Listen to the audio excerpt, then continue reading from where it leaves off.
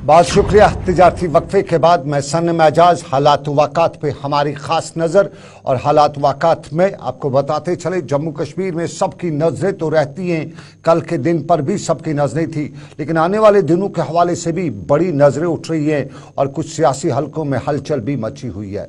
सियासी हलकों में हलचल मुख्तार अब्बास नकवी के नाम से चल रही है और बताया जाता है कि दिल्ली जम्मू कश्मीर में आगे के गवर्नर के हवाले से कुछ इकदामात उठाने जा रही है।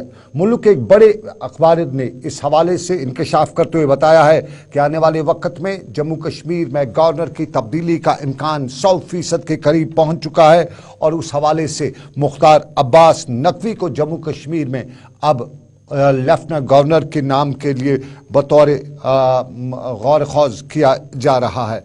कुछ सरकारी और गैर सरकारी ज़राया का हवाला देते हुए बताया जा रहा है कि मनोज सिन्हा, जिन्होंने जीसी मर्मू के बाद जम्मू कश्मीर के लेफ्टिनेंट गवर्नर का ओहदा संभाला था, के हवाले से दिल्ली में कई तरह की नेगेटिव खबरें बहुत चल रही हैं और इन नेगेटिव खबरों के पस मंज़र में ये भी बताया जा रहा है कि जम्मू कश्मीर में जो सरकारी इंटेलिजेंस इदारे हैं उन्होंने भी लेफ्टिनेंट गवर्नर के ऑफिस के आसपास के क्वार्टर्स के आसपास के हवाले से मनफी खबरें दी हैं और उन्हीं मनफी खबरें और जम्मू कश्मीर में हुई हालिया टारगेट किलिंग के पस मंज़र में लेफ्टिनेंट गवर्नर मनोज सिन्हा का नाम बदल जम्मू कश्मीर भेजा जा रहा है। और यह भी बताया जा रहा है कि जम्मू कश्मीर में रियासत की बहाली से पहले एक बेहतर सरकार बनाने के वादे को पूरा करने के लिए मरकजी सरकार संजीदा है और इसी हवाले से मुख्तार अब्बास नकवी का नाम लिया जा रहा है। माना यह भी जा रहा है कि बड़ी जल्द कोई बड़ा फैसला हो सकता है। ये एक फैसला जम्मू कश्मीर का, बड़ी खबर आ रही है और सरकारी और गैर सरकारी ज़राया बता रहे हैं कि फैसला जल्द होने वाला है। लेकिन आज श्रीनगर में जम्मू कश्मीर के लेफ्टिनेंट गवर्नर मनोज सिन्हा ने खेलों के हवाले से ये भी बताया कि जम्मू कश्मीर मुल्की और बैनुल अक़वामी टूर्नामेंट मुनक्किद कराने और मेज़बानी करने का अंदिया कर चुका है। और जम्मू कश्मीर के लेफ्टिनेंट गवर्नर ने बताया कि जम्मू कश्मीर में खेलने वालों की कोई कमी नहीं है और खिलाड़ी मुल्की और बैनुल अक़वामी सतह पे अपनी सलाहियतों का लोहा मनवा ही रहे हैं। आबी खेलों के सिलसिले में मुनक्किद श्रीनगर में हुई तकरीब पर तकरीर करते हुए मनोज सिन्हा ने बताया कि शतरंज के बाद आबी खेलों का मुनक्किद होना एक तारीखी फैसला है और रोविंग खेल के लिए जम्मू कश्मीर से बढ़कर कोई और जगह भी नहीं है। मुल्की और जम्मू कश्मीर के खिलाड़ी जिले डल में आबी खेलों का इन दिनों भरपूर मुजाहरा भी कर रहे हैं और उन्होंने बताया कि हमारी कोशिश रहेगी कि हम मुल्की और बैनुल अक़वामी सतह पर इस तरह के खेलों की मेज़बानी करें क्योंकि जम्मू कश्मीर में बेहतर एथलीट मौजूद हैं और उनके आगे आने के इम्कानात भी हैं और इस तरह वो अपना लोहा मनवा भी सकते हैं। उन्हें मुल्की खिलाड़ियों का इस्तकबाल करते हुए बताया कि वो आएँ, जम्मू कश्मीर की खूबसूरती से लुत्फ़ अंदोज़ भी हैं और यहाँ की मेज़बानी से भी मुस्तफ़ीद हो जाएँ। लेफ्टिनेंट गवर्नर मनोज सिन्हा श्रीनगर में आज अपनी तकरीर कर रहे थे। और चलिए नाजरीन, एक और पहलू से आपको रोशनास तो हैं। डर था, खौफ था, 14 अगस्त की याद आ रही थी, माफ़ किया 2014 की याद आ रही थी और यह खौफ डर कल रात 12 बजे तक जारी था। हम सूरत हाल की बात करें, सैलाबी सूरत हाल की, वो जो सैलाबी सूरत हाल जो हर तरफ देखने को मिल रहा था, कल आपको बताते चले ये सूरत हाल थी और इस सूरत हाल में बिल्कुल आपको याद होगा कि कई जगहों पे तो बहुत ज़्यादा सीरियस सिचुएशन पैदा हो गई थी, लेकिन रात बीते बीते ये सारी सिचुएशन किस हद तक कम हो गई और आज सुबह तो दरियाई जहलम से लेके दूसरे जो दरिया हैं उनमें पानी जो है खतरे के निशान से कई फुट नीचे आ गई थी। ये कल दिन जो पानी उतरने का सिलसिला है कई जगहों पे जारी तो रहा था, लेकिन अशम सोनावारी में रात देर गई तक तुग़यानी जैसी सूरत थी। नाले विशु और नाले सिंध में बराबर सूरत तो कम होती जा रही थी, ताहम कई जगहों पर सिचुएशन रात देर गए तक ख़राब ही थी। और ठीक श्रीनगर के राजबाग के इलाके में रात 9 बजे के करीब तो सिचुएशन और ज़्यादा ख़राब होना शुरू हुई थी। जब दरिया साउथ कश्मीर के दरियाओं से पानी श्रीनगर पहुंचा तो कुछ बांध तोड़ते हुए श्रीनगर के नज़दीकी इलाका कुरसू, राजबाग वगैरह के इलाकों में दाखिल हो गया और यूं वहाँ पे गली कूचों में पानी भरना शुरू हुआ और उसके बाद वहाँ तशवीश भी पैदा हुई, लेकिन फ़ौरन पानी उतरना भी शुरू हुआ। कुल मिला के कल पानी उतरा और पानी उतरने के बाद सूरत हाल जो है वो काफ़ी अच्छी भी रही। और इस अच्छी सूरत हाल के बाद महकमे मौसमियात ने ये भी बताया है कि इस हफ्ते अब मौसम में बेहतरी भी आएगी। ये मौसम की सूरत हाल थी। लेकिन आपको नाज़रीन ज़रा बताएं, कश्मीरी ने हर वक्त अपने मेहमानों की जान बचाने के लिए अपनी जान की कुर्बानी देने से भी गुरेज नहीं किया है। ताज़ा वाक़ा हम आपको जनूबी कश्मीर के तारसर पहलगाम के इलाके का बताते हैं। तारसर पहलगाम के इलाके में 10 के करीब सयाह ट्रैकिंग पर गए हुए थे। 4 उनके साथ मुकामी जो गाइड थे वो भी थे। और ये जब कल मौसम की खराब हुई और मौसम की खराबी के दौरान ये सयाह जब वापस तारसर से आ रहे थे तो वहाँ पे एक नाले से पार करते हुए उत्तराखंड के डॉक्टर महेश का पांव फिसला। क्योंकि पहाड़ों में नदी नालों पर कोई पुल वगैरह नहीं होते, इसलिए अक्सर वहाँ पे कोई दरख्त शहतीर वगैरह काट के एक छोटी सी पगडंडी बनाई जाती है और इस पगडंडी से गुजरते हुए पानी फिसला। डॉक्टर महेश की टांग फिसली और वो सीधा पानी में जा गिरे।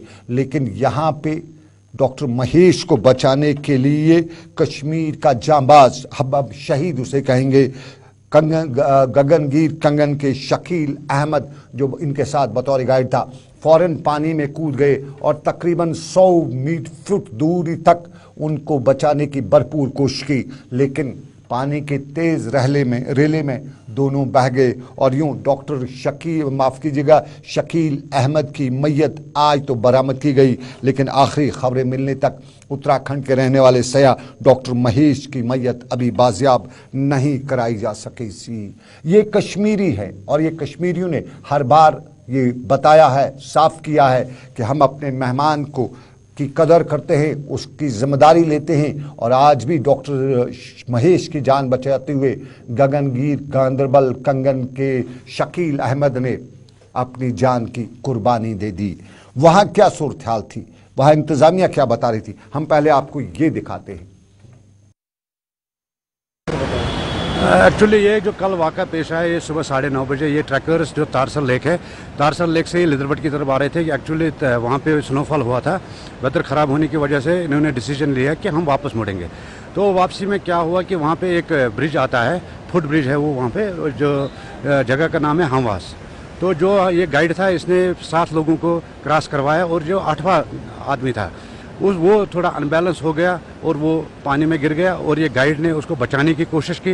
इसने पकड़ा उसको और फिर वो गाइड भी उसी में चला गया पानी में। दोनों जहाँ तक कि वहाँ पे जो चश्मदीद गवाह है उनके मुताबिक कम से कम 200 मीटर तक ये गाइड उस टूरिस्ट को नहीं छोड़ रहा था, हाथ पकड़ा हुआ था। उसके बाद एक सर्फिंग आई, वो सर्फिंग में डूब गए। उसके बाद दोनों को मतलब कोई पता नहीं चला कि किस साइड गए क्या गए। हाँ, अभी जो तलाश है वो चलिए, आपने सुना, माफ कीजिएगा मैंने 100 फुट के करीब बताया था, लेकिन वहाँ की इंतजामिया बताती है कि ऐनी शाहिदीन ने बताया कि करीबन 200 मीटर तक शकील डॉक्टर महेश को बचाने की भरपूर कोशिश करता रहा। पहाड़ी इलाका था, नाला था, बारिश थी, तेज़ बारिशें थी और इन बारिशों के बीच में शकील ने बड़ी कोशिश की कि जान बचाई जा सके, लेकिन बचाया तो नहीं जा सका, अपनी जान भी दे बैठा। ये कश्मीर है। इस कश्मीर के बारे में बहुत से लोग बातें करते हैं, लेकिन हकीकत में कश्मीरी यही करता रहा है। थोड़ा सा बताते चलें, 2019 में भी इसी इलाके में एक सयाह की जान बचाते हुए मुकामी शख्स ने भी अपनी जान गंवाई थी। ये 2019 का वाक़ा है। लेकिन जान बचाने की कोशिश जहां पहलगाम के ऊपरी इलाके में हुई है, श्रीनगर के डल झील में भी हुई है। श्रीनगर के डल झील में आज एक हाउस बोट सुबह सुबह डूब गई। ऐनी शाहिदीन का कहना है कि हाउस बोट जो ही डूबने लगी तो हाउस बोट में मालिक और पड़ोसी सभी आए और यहाँ 7 सयाह और 2 कुंभों को बचाने में लग गए और यहाँ इन सभी सयाहों को, दूसरे लोगों को बाहर निकालने में कामयाब भी हुए। लेकिन यहाँ दूसरी कहानी भी आई। दूसरी कहानी ये बताई गई कि हाउस बोट खराब थी, उसको रिपेयर करने के लिए हाउस बोट मालिक ने कई बार इंतज़ामिया से अपील की थी कि उसको हाउस बोट को रिपेयर करने की इजाज़त दी जानी चाहिए। लेकिन वही बात आ जाती है हमारे डल और आबी वसाइल के आसपास कि वहाँ पे सरकार बताती है कि कील भी आप ठोक नहीं सकते हैं और यूं ये इस हाउस बोट की मरम्मत नहीं हो सकी और आज एक बड़ा हादसा भी हुआ और हादसे के साथ साथ एक गरीब बेघर भी हुआ। हादसे की बात श्रीनगर के डल में, लेकिन आपको ज़रा श्रीनगर के अंदरूनी इलाका बिमना की बात करेंगे। बिमना का रख-ए-रत, ये डल में ही रहते थे और रख-ए-रत के लोगों को निकाल के, माफ़ कीजिएगा, डल के लोगों को, डल के सफाई सुथराई के नाम पर डल के लोगों को जब निकाला गया तो उन्हें रख-ए-रत में बसाया गया। सरकार ने उन्हें बताया कि हम आपके लिए अच्छी खासी फैसिलिटीज़ रखेंगे, आपको सड़कें होंगी, आपको सब कुछ होगा। लेकिन तस्वीर ये है आपके सामने और ये तस्वीर बताती है कि कल जो बारिशें हुई उसके बाद आज की क्या सूरत-ए-हाल थी। ये आज की तस्वीरें कल की नहीं है और इन तस्वीर के बीच में यहाँ हल्ला भी था, गुल्ला भी था, ख़वातीन भी रोड पे थी और कुछ एक तरह से मुजाहरा भी कर रही थी, कुछ हड़ताल भी कराने की कोशिश कर रही थी। बता रही थी कि सरकार ने हमें बताया था कि आपको एक अच्छी खासी कॉलोनी में जगह मिलेगी, लेकिन दिया कहाँ? रख-ए-रत में। और रख-ए-रत में अगर जगह दी भी, मुतबादल तो दिया भी, लेकिन उसके बाद इस रख-ए-रत की कॉलोनी का हाल अहवाल क्या है? बिमना के आसपास के सभी इलाकों में इसी तरह की सिचुएशन बनी हुई है और इस सिचुएशन से लड़ रहे मुकामी लोग। और इसी बीच में मुकामी लोगों ने क्या बताया वो भी हम आपको बताएंगे। इंतजामिया से भी हमने बात की, वो क्या बता रहे वो भी आपको दिखाएंगे।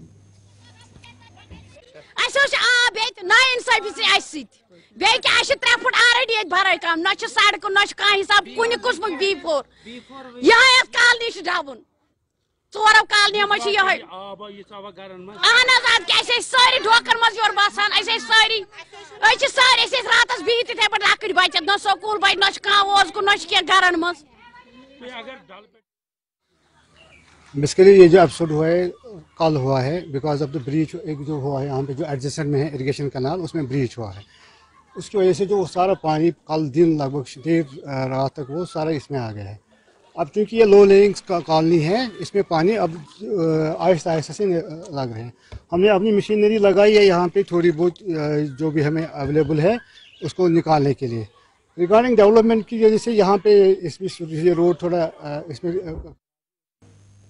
लो लाइन एरिया है, हमारे पास जो कुछ भी मशीनरी हमने लगा दी है, लेकिन सवाल वही है हमारे कॉलोनीज़ को बनाने वाले, न सड़कें खुली छोड़ी जाती हैं, न वहाँ पे ड्रेनेज का सही निज़ाम किया जाता है और कॉलोनी तो बनाई जाती है, कुछ देखा वाला नहीं जाता है। और फिर ड्रेनेज के हवाले से हम लगातार सवाल उठाते हैं कि हमारे जो इंजीनियर, हमारे जो निकासी करते हैं, जहाँ ने ड्रेनेज की प्लानिंग वगैरह की है, वो तो नोबल इनाम के हकदार भी हैं, क्योंकि थोड़ी सी बारिशें हो जाती हैं वो सारा निकासी का सिस्टम फेल हो जाता है। तो ऐसे लोगों को नोबल प्राइज़ क्यों न मिलना चाहिए? इतना अच्छा काम और दुनिया में कौन कर सकता है कि खुदा की थोड़ी की तरफ से हुई थोड़ी सी बारिशें और फिर पता चल ही जाता है कि कितने काबिल इंजीनियर हैं, कितनी काबिल हमारी सरकार है। दो सवाल यहाँ इस निकासी के मामले पे यानी ड्रेनेज पे उठते हैं, या तो ड्रेनेज हुआ नहीं है, सिर्फ कागजी में हुआ है, या फिर इंजीनियर नाकाबिल हैं। दो में से जो भी पसंद है आप नाम दे दीजिएगा। लेकिन ज़रा हम पहाड़ी इलाकों का हाल अहवाल भी आपको बताएं।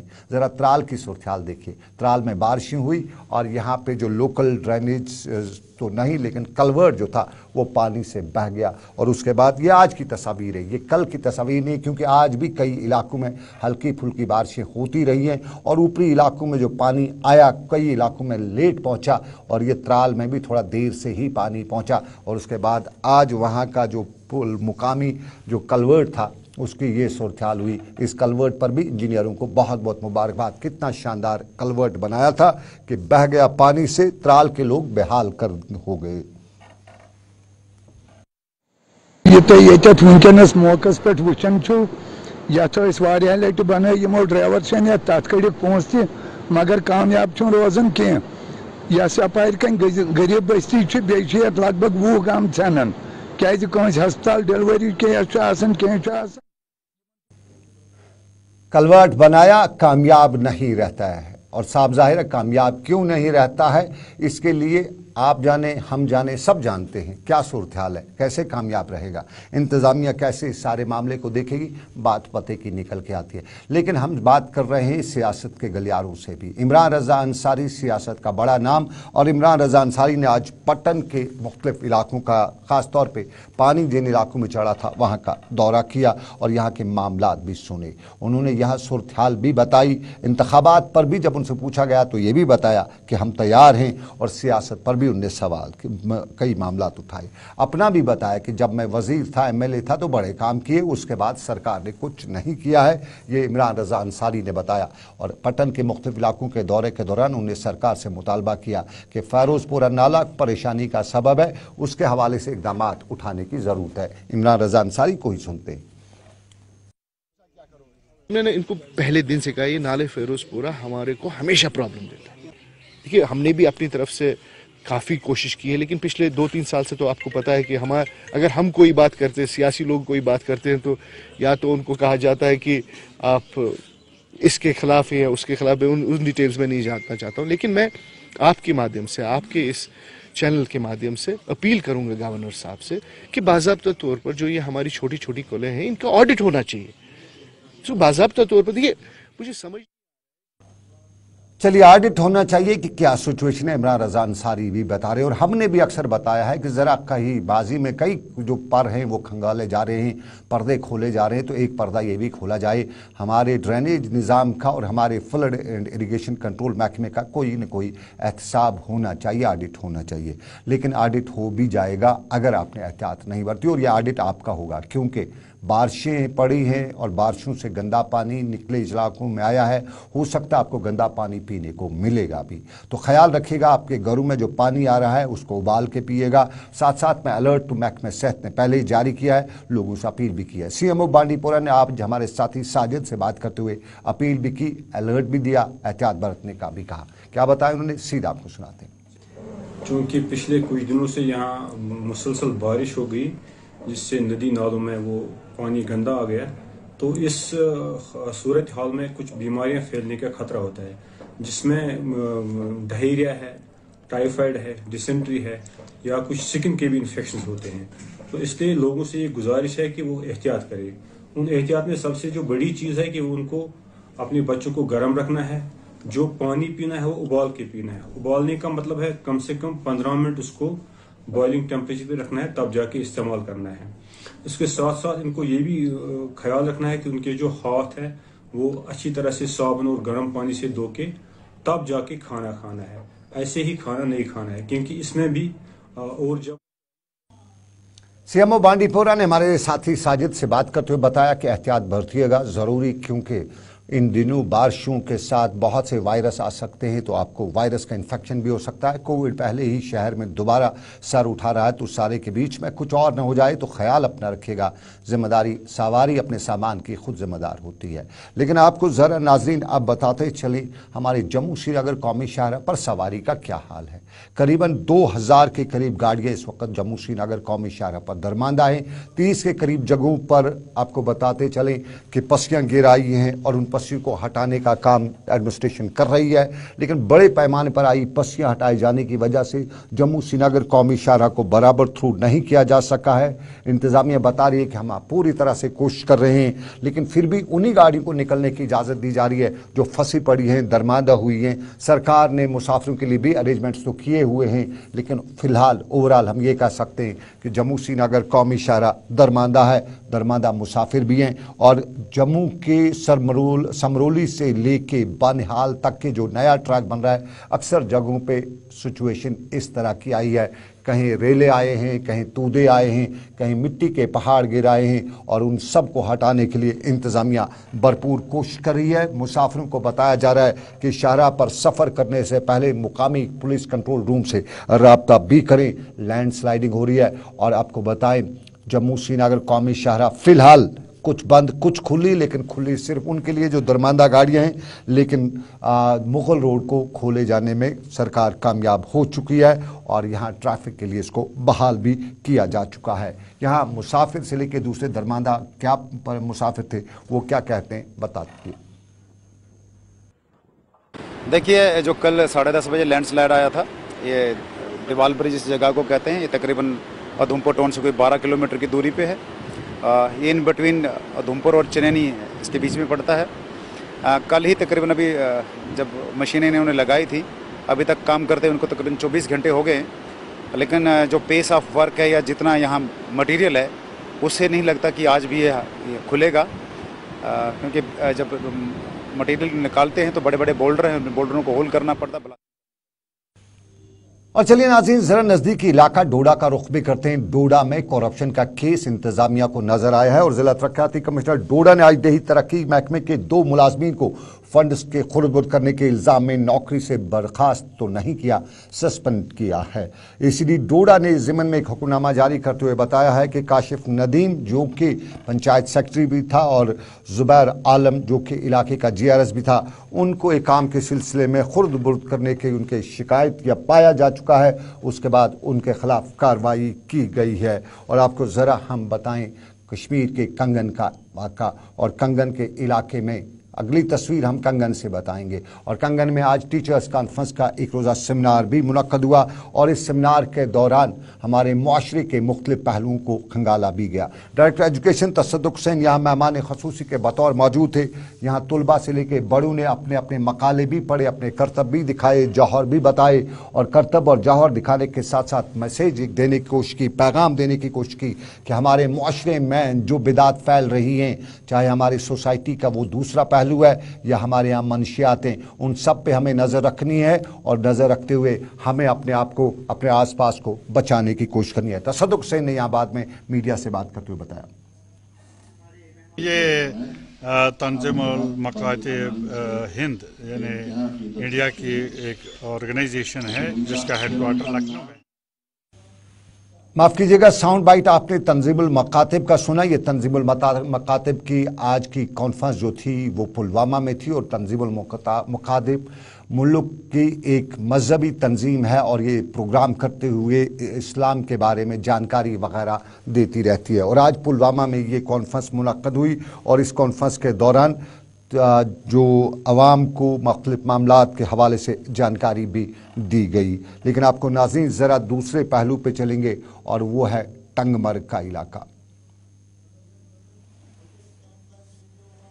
टंगमर्ग में सीरत कॉन्फ्रेंस मुनक्कद हुई और टंगमर्ग में के टाउन हॉल में आज की सीरत कॉन्फ्रेंस जो है वो उसमें इलाके के स्कूलों ने शिरकत भी की और इस सीरत कॉन्फ्रेंस में हिस्सा लेने वाले पोजीशन होल्डरों की हौसला अफजाई भी की गई। अव्वल, दोम और सोम पोजीशन होल्डर्स को नकद इनामात और दीनी किताबें और ट्रॉफियाँ भी दी गई। और इस प्रोग्राम में वादी के उल्मा, मसाया और उल्मा के साथ साथ यहाँ के मुकामी पब्लिक स्कूल वही पूरा टंगमर्ग के तलबा ने भी शिरकत की। आपको बताएं आज के इस प्रोग्राम में खसूसी मेहमान के हैसियत से हज़रत मौलाना खालिद नदवी गाजीपुरी शेखुल हदीस दारुल उलूम नदवतुल उलमा यूपी मेहमान खसूसी के बतौर मौजूद रहे और उन्होंने तुलबा की हौसला अफजाई के साथ साथ सीरत नबी अकरम सल्लल्लाहु अलैहि वसल्लम को पढ़ने समझने की तरगीब देने पर जोर भी दिया। जो ये कुर्रियासी सरहती मुकाबला जो था उसमें हमने यानी उस्तादों ने हमें बहुत यानी मेहनत पर आमादा किया और हमने उस किताब पर मेहनत भी की। और उस यानी इस सरहती मुकाबले में तकरीबन 10 यानी इलाकों से बच्चे थे, उसमें मैंने सेकंड पोस्ट। चलिए जरा चलते चलते आपको अनंतनाग का रुख कराते। पिछले हफ्ते अनंतनाग में आग की होलनाक वारदात हुई थी। उस वारदात में कई मकानात का नुकसान भी पहुंचा था। ताहम आज मुकामी लोगों ने गिला किया, इंतजामिया से शिकायत की कि आग लगी, सरकार की जिम्मेदारी है वेलफेयर स्टेट में कि वो काम करे, लोगों की मदद करे। लेकिन यहाँ अभी तक सरकार का कोई भी कारंदा पुर्जा, कोई भी ओहदेदार नहीं पहुँचा है, कोई मदद नहीं हुई है। फर्स्ट एड या यूँ कहीं जो यहाँ पे पहली एड देनी थी वो नहीं हुई है। और इस हवाले से उन्होंने बताया कि मनोज सिन्हा जम्मू कश्मीर के लेफ्टिनेंट गवर्नर तो देखें कहीं उनके नाम पे कोई पैसा तो नहीं निकाला गया है और उसका खुर्द-बुर्द क्या हो, क्योंकि उन तक नहीं पहुंचा है। ये जनूबी कश्मीर के शेरपुरा अनंतनाग के लोगों ने हमें बताया। लेकिन आपको नाजरीन अब इसी हवाले से एक और वाक़ा हम अपनी आंखों देखा बताते हैं। सरकार का आयुष्मान भारत जो है, आयुष्मान भारत के हवाले से सरकार दावे बड़ी करती है, लेकिन इस आयुष्मान भारत के दावों की जो पोल है वो हमने खुलते हुए भी देखी। कैंसर में मुब्तला जो मरीज़ होते हैं उनके लिए जो महंगी महंगी दवाइयाँ उनमें से आम लोगों को अक्सर नहीं इस कार्ड पे मिलती हैं। ये हमने अपना जो मामला है ख़ुद देखा हुआ है और श्रीनगर के अस्पतालों में ये होते हुए देखा है। वो अलग बात है कि जब हमारे दूसरे करीबी साथी, हमारे रिश्तेदार गए तो उनको नहीं मिला, लेकिन जब मैं गया तो मुझे मिला। उनको नहीं मिला। साफ जाहिर है उनके बारे में वो नहीं जानते थे कि वो आवाज़ उठा सकते हैं। मेरे बारे में शायद उन्हें मालूम था कि मैं आवाज़ उठा सकता हूँ और इसलिए मुझे मिला, उन लोगों को नहीं मिला। और दूसरी बात, इस आयुष्मान भारत के हवाले से सरकार तक ये बात पहुँचाना चाहते हैं कि प्राइवेट अस्पतालों में इस आयुष्मान भारत के नाम पर जो दवाइयाँ, जो ट्रीटमेंट वगैरह होता है, उसकी बिलें मन मर्जी से बनाई जाती है। जो पेशेंट होता है वो भी कहता है कि मुझे थोड़ी जेब से देना है, साइन कर देता है, और जो बाकी सरकार के प्राइवेट स्कूल की जो प्राइवेट जो अस्पताल है उनका जो अमला होता है, वहाँ के जो मालकान होते हैं, वो भी खूब बिलें बनाते हैं और जो दवाई 200 रुपये की होती है उसका बिल अक्सर 2000 से कम नहीं होता है। तो इस पर भी सरकार ज़रा नज़र रखे कि गरीब को कैंसर की जो महंगी दवाइयाँ हैं वो अस्पतालों में क्यों नहीं मिलती आयुष्मान भारत के ज़रिए, और प्राइवेट अस्पतालों में सिचुएशन यही है कि जो इलाज 20,000 का होता है बिल उसका 2 लाख बनाया जाता है। ये हमारे आंखों देखे कुछ वाक़ात हैं, हमारी जिम्मेदारी कि हम सरकार तक ये बात पहुंचाएं। लेकिन फिलहाल श्रीनगर के स्टूडियो से मुझे आबिद कादिर और साहिल मजीद के साथ दीजिए इजाज़त। समीर वानी मेरे साथ भी रहे, दीजिए इजाज़त, रखिए ख्याल। अल्लाह आपका मेरा सबका निगहबान हो। अल्लाह हाफिज़।